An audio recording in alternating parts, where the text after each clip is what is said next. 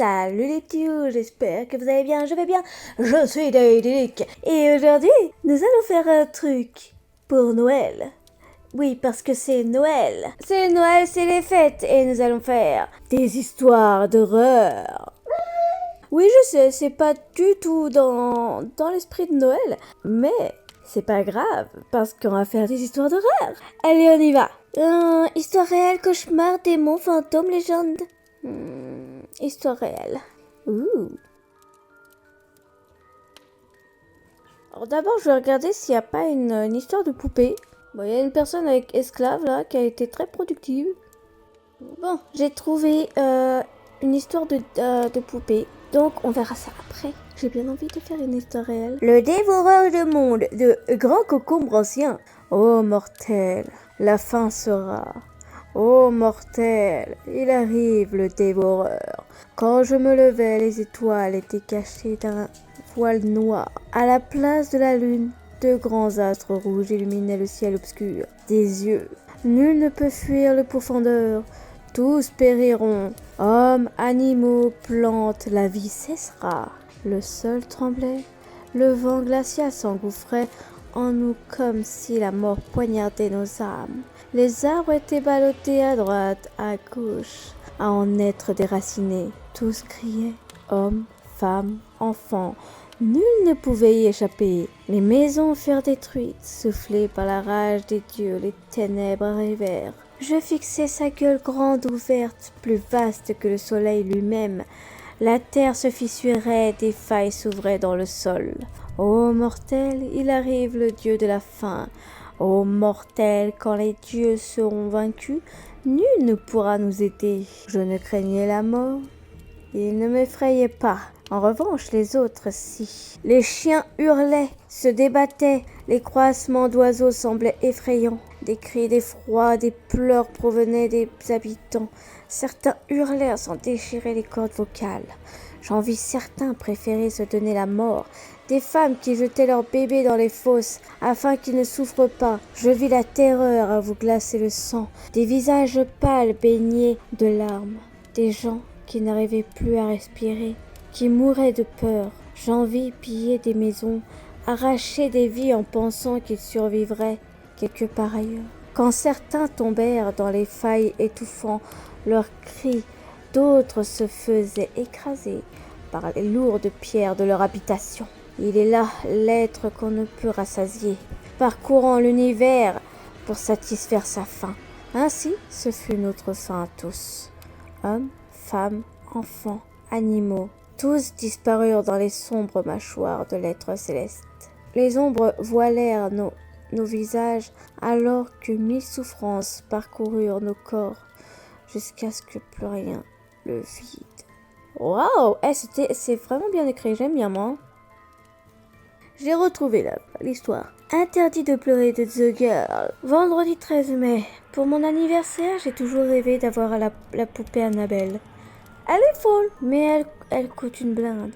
Car je ne veux pas n'importe laquelle. Je veux la grande qui est chez l'antiquaire de la rue d'à côté.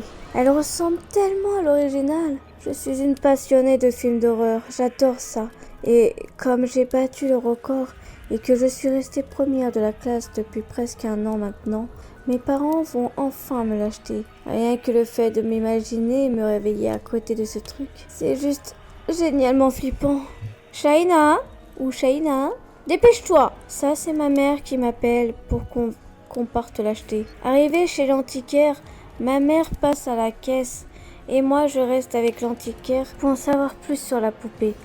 Malheureusement, il a un accent très prononcé et je n'arrive pas à déchiffrer ses paroles. Je ferai des recherches avec la marque de cette Annabelle. Même si je voulais à tout prix la voir, je ne me serais jamais imaginé avec. La vie est tellement bien faite. Je rentrais chez moi avec ma mère. Je décidai d'appeler Emma et Priscilla pour qu'elles viennent dormir chez moi demain et après-demain. Elles auront une drôle de surprise, sachant qu'elles ont flippé leur vie pendant le film. Samedi 14 mai. Quand Emma et Priscilla sont arrivées et que je leur ai montré la poupée, Emma m'a traité de malade mentale et Priscilla, vu sa tête horrifiée, aurait probablement préféré rentrer chez elle. Mais non, on va s'éclater comme des folles dingues. Mes parents viennent de nous laisser entre nous. Il est 23 heures. Nous prenons une demi-heure pour fabriquer une belle planche de Ouija. Nous nous asseyons à la table, puis posons nos mains sur la loupe que nous avons mise sur la planche. Esprit, es-tu là? Rien. Si tu es ici, fais un signe. La porte se referma. Oh mon Dieu, il est là, s'exclama Priscilla. Qui es-tu? Rien. Si tu es là, tape 2 fois. Rien. Nous attendons un peu au cas où. Quel est ton nom? Rien. Rien. Et rien. De toute façon, ça marche jamais ces trucs. La porte, c'était une coïncidence. J'ai mis la loupe au centre, au milieu des lettres de la planche Ouija. Nous retournons dans la chambre. Priscilla, Emma, c'est vous qui avez mis la poupée sur le lit? La poupée nous regardait fixement en souriant, mais elle ne bougeait pas. Nous étions figés. Un frisson me parcourut. Non, ce n'est pas moi, dit Emma, et Priscilla confirma que ce n'était pas elle et rajouta. On ne devrait pas garder cette poupée. Non mais ça va pas? Je l'ai sûrement mise là moi-même tout à l'heure. En plus, elle a coûté une blinde à mes parents. Hors de question de s'en débarrasser. Elle n'était pas rassurée, et moi non plus au fond. Je suis certaine que je ne l'ai pas bougée. Mais bon, ça arrive à tout le monde d'oublier, non? Alors on va pas se laisser intimider par une pauvre poupée qui n'est qu'une figurine. Vers 3 heures du matin, nous nous endormons. Mais je me réveille même pas une demi-heure après. J'avais cru entendre un bruit. Je me retourne et me rendors. Mais ça recommence. Cette fois, je crus distinguer un chuchotement, mais c'était sûrement une coïncidence. Je fermai les yeux. C'était un murmure un peu plus fort, mais que je ne pus pas déchiffrer. Mais cette fois, la poupée semblait un peu plus proche de moi. Et encore un peu plus. À chaque fois que je me réveillais, je faillis réveiller les filles. C'était un cauchemar, c'était sûr. Annabelle se rapprochait pendant mon sommeil ou quoi? C'était un rêve, forcément. Mais pourquoi serait-ce logique si rien n'était logique ici? Elle me parlait, je refermais les yeux difficilement. J'étais pétrifiée. Je serrais les draps contre moi le plus fort possible. La voix était maintenant un peu plus forte. Elle disait « Interdit de pleurer ». Encore et encore, en boucle. Mais là, pleurer, c'est tout ce que j'avais envie de faire. Mais je ne le fis pas, car j'étais figée. Ma gorge nouée, avec mes draps serrés contre moi. La poupée était juste devant moi. Mes dernières forces servirent à fermer, puis à ouvrir mes yeux. La poupée n'était plus là. J'entendis « Interdit de pleurer » derrière moi. Je tournai la tête et vis la poupée Annabelle debout avec un couteau plein de sang dans la main. Elle me regarda, puis un sourire apparut sur son visage. Je me réveillai en sursaut. Ouf, c'était un cauchemar. Mais Priscilla et Emma n'étaient pas sur leur matelas, et la poupée avait disparu. Elles veulent me faire une blague, c'est sûr. Ou elles sont juste allées aux toilettes. Je me dirige vers la salle de bain. Rien. Je vais ensuite dans la cuisine. Rien. Dans le salon, là, la loupe de la planche Ouija n'était plus au milieu des lettres, mais sur le oui. Je retourne dans la chambre pour attendre le retour. Et là, je vois la poupée, assise sur mon lit. Elle me fixe. Elle a un couteau plein de sang dans les mains. Elle prend le temps de bien lécher le couteau devant moi avec un sourire, puis articula « Interdit de pleurer ». Elle s'avança vers moi. Je reculai. Elle avançait de plus en plus. Mais j'étais à présent coincée contre le mur. Je me serrais le plus possible contre celui-ci, mais elle arrivait droit sur moi. Pour me protéger, je m'assis par terre, toute tremblante. Mais elle marchait. Elle était juste devant moi. Elle me redit « Interdit de pleurer ». Avec son grand sourire, elle se pencha sur moi, leva son couteau et me le planta dans le bras. Ensuite, elle fit couler une larme de sang dans ma plaie. Puis, j'ouvris les yeux. Il faisait sombre. Seule une bougie éclairait. J'étais dans une petite pièce, assise à un endroit très peu confortable. Était accrochée au mur devant moi une croix, et il était tapissé des paroles de la Bible partout sur les murs. Je baissai la tête et tout se confirma. J'avais vu Annabelle et Annabelle 2 des millions de fois. Mais comment était-ce possible? Serais-je dans le corps de la poupée? Et le cauchemar commence juste pour Shaina, car petit à petit, elle se rendra compte que si elle est dans le corps de la poupée et est dans la seule pièce qui permet de lutter contre les forces surnaturelles, cela voudrait dire que la vraie Annabelle était en liberté et peut-être même dans son corps. Sa famille et ses amis sont-ils en danger? J'aurais pas imaginé cette histoire-là, franchement. Mais elle est bête parce que même moi, j'ai vu les films, je vais pas aller m'acheter la poupée Annabelle. Morale de l'histoire, faites attention à ce que vous faites. Ne faites pas de Ouija. Et même si vous regardez des films d'horreur, faites attention quand même à vous. Et maintenant, je vais vous parler d'un truc que j'ai vécu. Je vais peut-être vous parler de l'homme à la capuche dans la gare. L'homme à la capuche dans la gare de Noisy-le-Sec.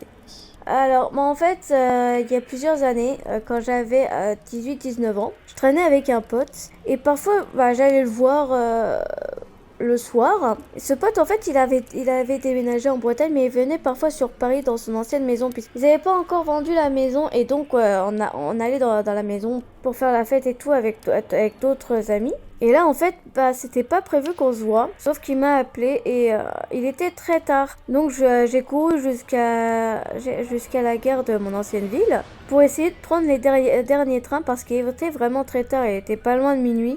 Et après, ça aurait été les derniers trains. Et en fait, j'arrive à la gare, il y avait personne, à part un homme, vêtu tout en noir, avec une capuche, et j'arrivais pas à voir son visage.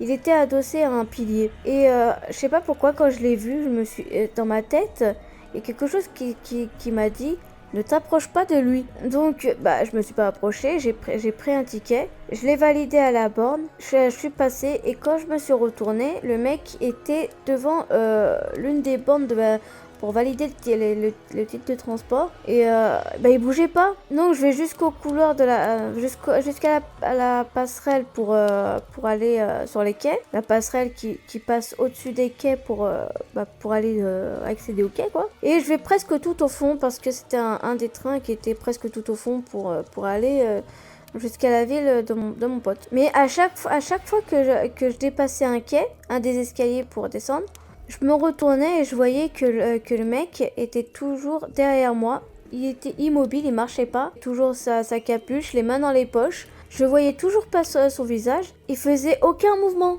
Et il y avait toujours personne. Ça me faisait bizarre. Et j'avais l'impression que quelque chose disait en moi de pas l'approcher.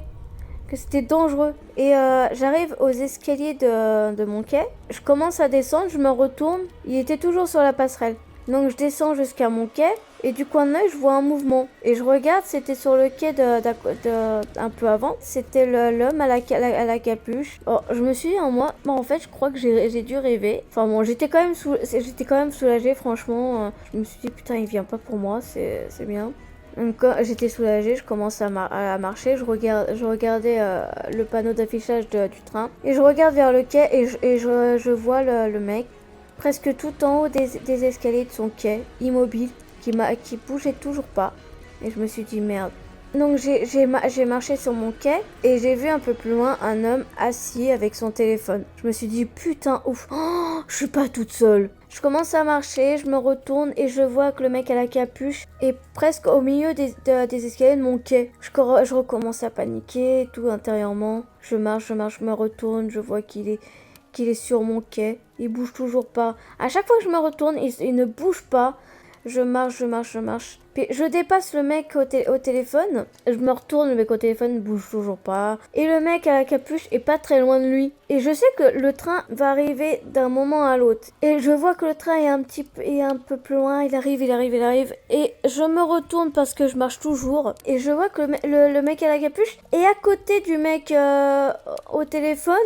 Et le mec au téléphone est debout avec son téléphone. Il me regarde fixement. Alors je me suis dit, il regarde peut-être le train. Et au moment où le train arrive, il est devant moi, le train, il va s'arrêter et tout. Je me retourne pour regarder le train, puis je me retourne pour regarder le mec à la capuche.